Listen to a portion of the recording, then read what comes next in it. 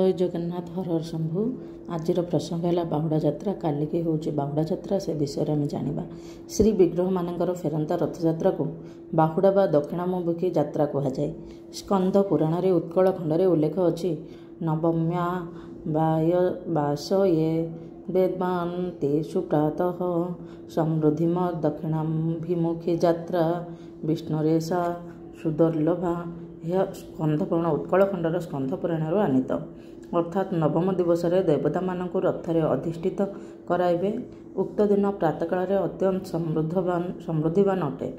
ଏଦିନ ବିଷ୍ଣୁଙ୍କର ପାଳିତ ଦକ୍ଷିଣମୁଖୀ ଯାତ୍ରା ଅତ୍ୟନ୍ତ ଦୁର୍ଲଭ। ସମ୍ପୂର୍ଣ୍ଣ ଯାତ୍ରାକୁ 3ଟି ଅଙ୍ଗରେ ରୂପେ ଧରାଯାଇଛି। ଏଥିମଧ୍ୟରୁ ରଥଯାତ୍ରାର ଗୋଟିଏ ଅଙ୍ଗ, ଗୁଣ୍ଡିଚା ମଣ୍ଡପରେ ବାସ ଦ୍ୱିତୀୟ ଅଙ୍ଗ, ବାହୁଡ଼ା ଯାତ୍ରା ପୂର୍ବକ ଶ୍ରୀମନ୍ଦିରକୁ ବାହୁଡ଼ା ବିଜେ ପର୍ଯ୍ୟନ୍ତ ତୃତୀୟ ଅଙ୍ଗ।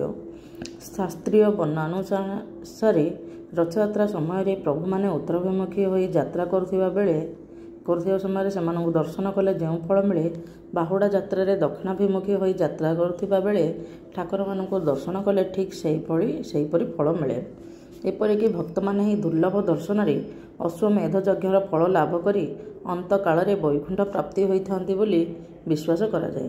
ନବମୀ ରାତିରେ ବଡ଼ସିଂହାର ପହୁଡ଼ ଆଳତି ସରିବା ପରେ ଶ୍ରୀବିଗ୍ରହମାନଙ୍କର ଶ୍ରୀମୁଖରେ ଖଣ୍ଡୁଆ ପକାଇ ପୁଷ୍ପାଳକମାନେ ଗମ୍ଭୀରରୁ ବାହାରି ଆସନ୍ତି।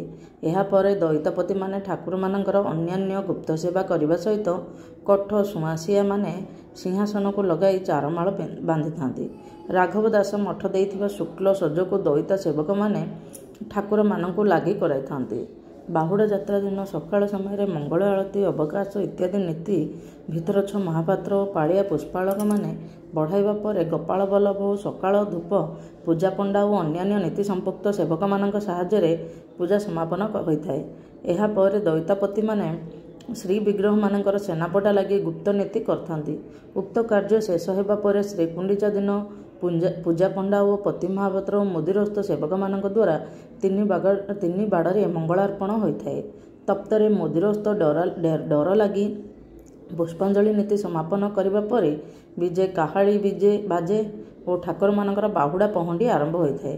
ଶ୍ରୀବିଗ୍ରହମାନେ ଜଗମୋହନ ଦୁଆର ପାଖେ ପହଞ୍ଚିବା କ୍ଷଣି ରାଘବ ଦାସ ମଠ ପ୍ରଦତ୍ତ ଟାହିଆ ଶ୍ରୀମସ୍ତକରେ ଲାଗି କରାଯିବା ସହିତ ପତି ମହାପାତ୍ର ପ୍ରସାଦ ଲାଗି ବନ୍ଦାପନା, କର୍ପୂର ଆଳତି, ସାତବତୀ, ସଞ୍ଜ କାହାଳୀ ଓ ଘୋଷା ବିଡ଼ିଆ ମଣୋହି କରିଥାନ୍ତି। ଏହି ସମୟରେ ପୁଷ୍ପାଳକ ମହାଜନମାନେ ତୁଳି ଲାଗି ବଢ଼ାଇଥାନ୍ତି। ଏହି ନୀତି ପରେ ଠାକୁରମାନେ ଧାଡ଼ି ପହଣ୍ଡିରେ ସ୍ୱ ରଥକୁ ବିଜେ କରିଥାନ୍ତି। ସମସ୍ତ ବିଗ୍ରହ ପହଣ୍ଡି ବିଜେ ହୋଇ ରଥାରୂଢ଼ ହେବା ପରେ ରୁନ୍ଧା କାର୍ଯ୍ୟ ବଢ଼ିଥାଏ।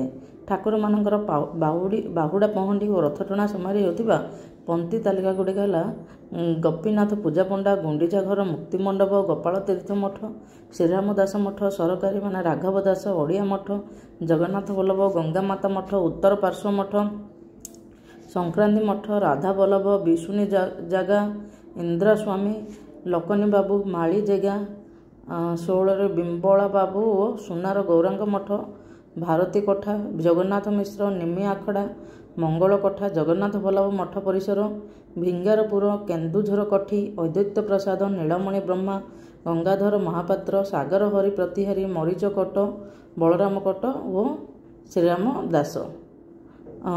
ଠାକୁରମାନେ ରଥାରୂଢ଼ ହେବା ପୂର୍ବରୁ ବିଶ୍ୱକର୍ମା ମହାରଣା, ଦରଜୀ ସେବକ, କୋଠ ସୁଆଁସିଆ ପ୍ରଭୃତି ସେବକ 3 ରଥର ଆବଶ୍ୟକୀୟ ମରାମତି କାର୍ଯ୍ୟ ପୂର୍ବ ଦିନରୁ କରିଦେଇଥାନ୍ତି। ଶ୍ରୀମନ୍ଦିର ପ୍ରଶାସନ ପକ୍ଷରୁ ପଦାଧିକାରୀ ଛେରା ପହଁରା ନିମିତ୍ତ ଗୁଣ୍ଡିଚା ମନ୍ଦିରଠାରୁ ଶ୍ରୀନଅର ଅଭିମୁଖେ ଯାଇଥାନ୍ତି। ସେହିଦିନ ଗଜପତି ବଡ଼ ଶଙ୍ଖଠାରୁ ହସ୍ତୀ, ଛତି, କାହାଳୀ ସହ ବର୍ଣ୍ଣା ଢୟ ଶୋଭାଯାତ୍ରାରେ ତାମଯନ୍ତ୍ରରେ ବସି ଗୁଣ୍ଡିଚା ଘର ନାକଚଣା ଦ୍ୱାରଠାରେ ରହିଥିବା ରଥ ନିକଟକୁ ଆସନ୍ତି। ସେଠାରେ ଶ୍ରୀଗୁଣ୍ଡିଚା ଦିନ ପରି 3 ରଥରେ ଛେରା ପହଁରା କରିଥାନ୍ତି। ଛେରା ପହଁରା ନୀତି ସରିବା ପରେ ଭଇ ସେବକମାନେ ରଥରୁ ଚାରମାଳ ଖୋଲିବା ସଙ୍ଗେ ସଙ୍ଗେ ରୂପକାର ସେବକମାନେ ଅରଥ ଦଉଡ଼ି ଲଗାଇବା ପରେ ରଥ ନିର୍ଦ୍ଦେଶକ ଦଳଙ୍କ ପରାମର୍ଶରେ ରଥଟଣା ହୋଇଥାଏ। ବଳଭଦ୍ର ଓ ସୁଭଦ୍ରା ଦେବୀଙ୍କ ରଥଟଣା ହିଁ ସିଂହଦ୍ୱାରକୁ ଆସିଥାଏ। ତାପରେ ହୁଏ ଲକ୍ଷ୍ମୀ ନାରାୟଣ ଭେଟ। ଜଗନ୍ନାଥ ମହାପ୍ରଭୁଙ୍କ ରଥ ମରିଚିକୋଟ ନିକଟସ୍ଥ ଶ୍ରୀନଅରରେ ପହଞ୍ଚିବା ପରେ ଲକ୍ଷ୍ମୀ ନାରାୟଣ ଭେଟ ନୀତି ହୋଇଥାଏ। ମହାଜନ ସେବକମାନେ ଲକ୍ଷ୍ମୀ ଠାକୁରାଣୀଙ୍କୁ ପାଟବସ୍ତ୍ର, ମାଳ, ଫୁଲ ଅଳଙ୍କାରରେ ବେଶ କରାଇ 7 ପାହାଚ ଦ୍ୱାରଠାରେ ଥିବା ପାଲିଙ୍କିରେ ବିଜେ କରନ୍ତି। ପାଲିଙ୍କି ଆନନ୍ଦ ବଜାର ସ୍ଥିତ ଚାହାଣୀ ମଣ୍ଡପକୁ ନିଆଯାଏ। ଚାହାଣୀ ମଣ୍ଡପରେ ଲକ୍ଷ୍ମୀ ବିଜେ ହୋଇଥିବା ପରେ ଉକ୍ତ ପାଲିଙ୍କି ନନ୍ଦିଘୋଷ ରଥରେ ବିରାଜମାନ କରିଥିବା ଜଗନ୍ନାଥଙ୍କ ରଥ ନିକଟରେ ପହଞ୍ଚିଥାନ୍ତି। ପରମ୍ପରା ଅନୁଯାୟୀ ସେହି ସମୟରେ ବଳଭଦ୍ରଙ୍କ ରଥ ସମ୍ମୁଖରେ ରଥ ଘେର ପକାଯାଇଥାଏ। ଶ୍ରୀନଅର ସିଂହଦ୍ୱାରରେ ଗଜପତି ମହାରାଜା ଉପସ୍ଥିତ ହୋଇଥାନ୍ତି। ଦହିପଟି ମଣୋହି ପରେ ଗଜପତିଙ୍କ ହସ୍ତରେ ଲକ୍ଷ୍ମୀ ଦେବୀ ବିଜେ ହୋଇ ଜଗନ୍ନାଥଙ୍କ ସହିତ ଭେଟ ହୁଅନ୍ତି। ଏଇଠି ମା ଲକ୍ଷ୍ମୀ ରାଗିକି ଜଗନ୍ନାଥଙ୍କୁ କବାଟ ଦେଇଥାନ୍ତି। ସେହି ସମୟରେ ଭଗବାନ ରସଗୋଲା ଦେଇକି ମାଙ୍କୁ ମନେଇଥାନ୍ତି। ସେହି ଦିନକୁ ରସଗୋଲା ଦିବସ ମଧ୍ୟ କୁହାଯାଏ। ସେଇଠୁ ଆମର ଦୈନନ୍ଦିନ ଯାହା ହେଉଛି ଭଗବାନ ମଧ୍ୟ ସେମିତି ମାନବୀୟ ଲୀଳା କରୁଛନ୍ତି ବୋଲି ପ୍ରମାଣ ମିଳେ। ତପ୍ତରେ ରଥ ପ୍ରଦକ୍ଷିଣ ଓ ମହାପ୍ରଭୁଙ୍କ ଆଜ୍ଞାମାଳ ପାଇ ଲକ୍ଷ୍ମୀ ଠାକୁରାଣୀ ଶ୍ରୀମନ୍ଦିରକୁ ବାହୁଡ଼ା ବିଜେ କରିବା ସାଙ୍ଗେ ସାଙ୍ଗେ ଶ୍ରୀନଅରଠାରୁ ନନ୍ଦିଘୋଷ ଟଣାଯାଇ ସିଂହଦ୍ୱାରରେ ରଖାଯାଇଥାଏ। ଏହି ନୀତିରେ ଭିତରଛୁଆ ପତି ମହାପାତ୍ର, ଗରାବଡ଼ୁ, ବିମାନବଡ଼ୁ, ମହାଜନ, ଭଜନ୍ତରୀ ପ୍ରମୁଖ ସେବକମାନେ ଉପସ୍ଥିତ ରହିଥାନ୍ତି। ଦେଖନ୍ତୁ ଆମ ଭଗବାନଙ୍କର କେମିତି ମାନବୀୟ ଲୀଳା। ଏଇଠୁ ସୂଚନା ମିଳୁଛି ଯେ ଆମ ଭଗବାନଙ୍କୁ ଆଦର୍ଶ ମାନି ଯଦି ଚଳିବା ଓ ତାଙ୍କୁ ଭକ୍ତି କରିବା ଆମ ଜୀବନରେ କିଛି ବି ଅଭାବ ରହିବ ନାହିଁ। ଜୟ ଜଗନ୍ନାଥ, ହର ହର ଶମ୍ଭୁ। ଆପଣଙ୍କୁ ଯଦି ଏଇ ମୋର ବାହୁଡ଼ା ଯାତ୍ରା ଓ ଲକ୍ଷ୍ମୀନାରାୟଣ ଭେଟ ପ୍ରସଙ୍ଗ ଭଲ ଲାଗିଲା ନିଶ୍ଚିତ ଭାବରେ ଲାଇକ୍, ସେୟାର ଆଣ୍ଡ ସବସ୍କ୍ରାଇବ୍ କରିଦେବେ।